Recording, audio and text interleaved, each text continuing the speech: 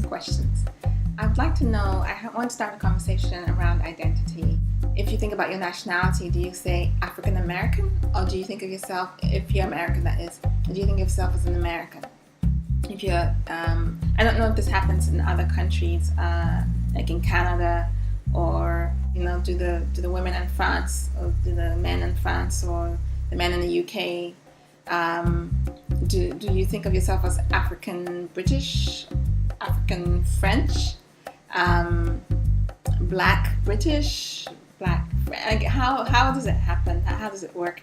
I know for me it's always been a very difficult thing, especially here in this country, where I believe there's almost like a movement to make you pick this box. If you are a certain color, or you look like you have a certain cultural mix, you are automatically just put into this box. And so I have to constantly correct and say, my nationality is, I have dual citizenship. I'm Ghanaian and I'm also American.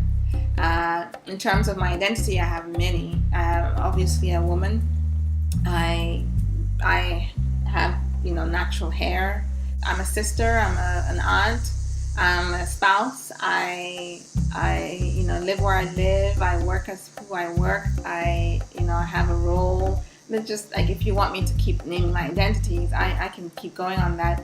The color of my skin itself, it may not necessarily jump into the identity. I know that there's lots of people with different backgrounds, and I want to hear, like, how do you think of yourself? Do you walk around thinking of yourself as what X, whether it's African American, or whether it's American, or whether it's a woman, or whether it's an African woman, or whatever it is, what is it that comes to your mind? And I have to say that I never walk around thinking I'm an African woman. There's always a subcategory. I have Ghanaian lineage. I speak a language from Ghana. When I'm speaking that language, I'm conscious of the fact that I'm from Ghana. And actually, I'm always conscious of the fact that I'm from Ghana originally. And maybe that's it. Maybe because my foundation was other, trying to pick something when I'm here, it's just difficult for me. And maybe it's not difficult for other people. So I just wanted to start the discussion. I want to know, how do you define yourself? What do you say you are to yourself and to others, and what do you call others?